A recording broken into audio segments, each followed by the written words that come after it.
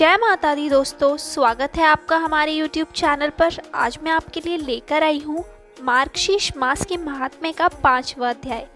तो आइए करते हैं अध्याय को प्रारंभ।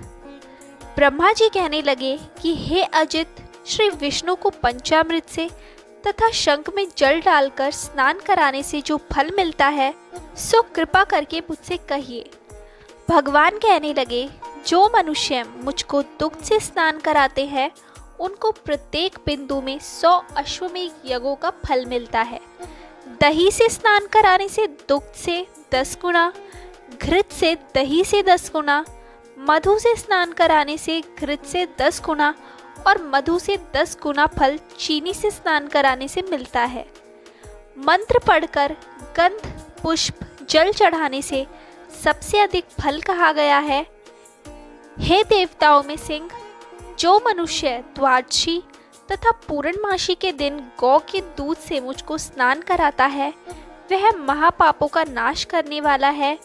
जैसे दूध से दही, घृत आदि सब पदार्थों की उत्पत्ति कही गई है, इसी तरह दुग्ध स्नान से सब कामनाओं की सिद्धि होती है। दुग्ध स्नान से सौभाग्य की प्राप्ति, दही स्नान से मिष्ठान भोजन और घृत से स्नान कराने से मेरे लोक की प्राप्ति होती है। मार्गशीर्ष मास में जो मुझको चीनी और शहद से स्नान कराता है वह स्वर्ग के सब सुख भोग कर फिर इस लोक में राजा होता है।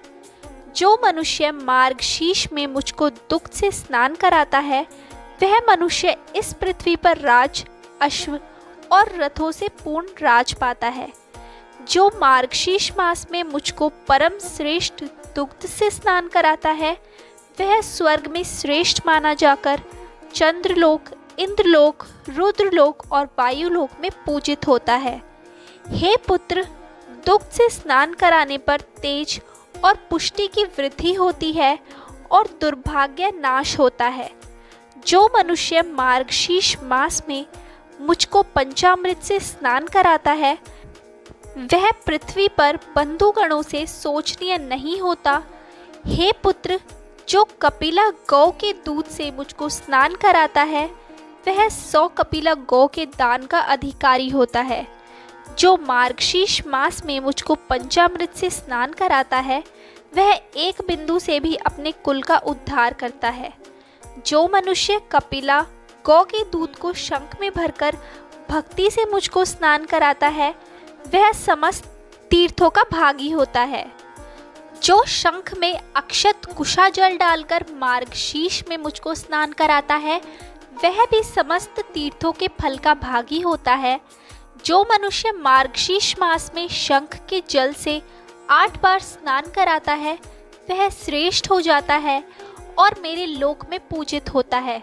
और जो 16 बार शंख जल से मुझे स्नान कराता है वह पापों से मुक्त होकर स्वर्ग लोक में देवताओं से भी पूजित होता है। जो 24 बार शंख जल से मुझे स्नान कराता है वह चिरकाल तक इंद्रलोक में वास करने के पश्चात इस लोक में राजा होता है। जो 108 बार शंख जल से मुझको स्नान कराता है वह मनुष्य प्रत्येक शंख में स्वर्ण यानी कि 16 मासों में 1 स्वर्ण होता है कि दान के फल का अधिकारी होता है। जो भक्त मार्गशीर्ष मास में शंख ध्वनि करके मुझको स्नान कराता है उसके पितृ उतने ही स्वर्ग में प्रतिष्ठित होते हैं। जो 1008 बार शंख जल से मुझको स्नान कराता है वह सपरिवार महाप्रलय पर्यंत मुक्ति फल का भागी होता है। हे सुरश्रेष्ठ, जो नित्य ही शंख जल से मुझको स्नान कराता है वह नित्य ही गंगा स्नान का भागी होता है और देवता के समान आनंद के फल करता है। हे पुत्र, जो नमो नारायण इस मंत्र को पढ़कर शंख जल से मुझको स्नान कराता है वह समस्त पापों से मुक्त हो जाता है। जो शंख में तिल और चरणामृत रखकर वैष्णव महात्मा जनों को देता है वह चंद्रायण व्रत के फल का भागी होता है। नदी, कूप, तालाब और बावली के जल को भी शंख में रखने से सब गंगा के जल के तुल्य हो जाता है। जो वैष्णव मेरे चरणामृत को लेकर सिर से धारण करता है वह तपस्वियों से भी श्रेष्ठ मुनि है। हे पुत्र, त्रिलोक्य में जितने भी तीर्थ है वह सब मेरी आज्ञा से इस लोक में शंख में वास करते हैं। इसी कारण शंख को श्रेष्ठ कहा गया है।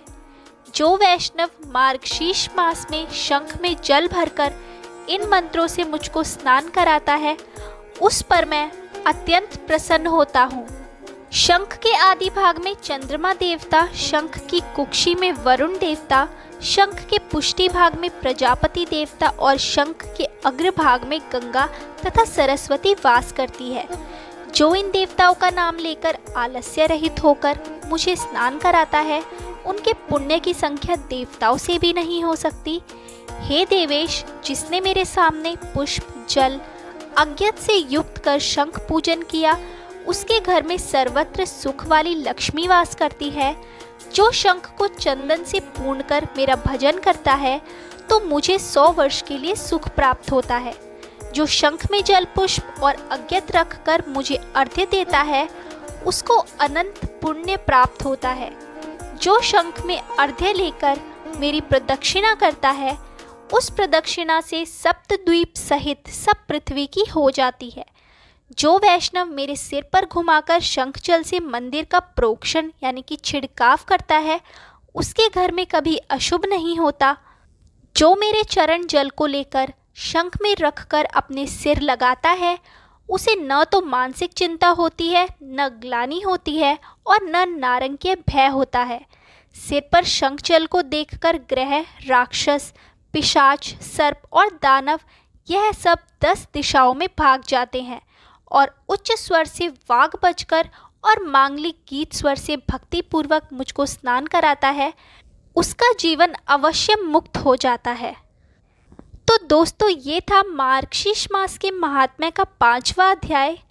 आगे के और अध्याय सुनने के लिए हमारे चैनल को सब्सक्राइब करें और शेयर करना ना भूलें।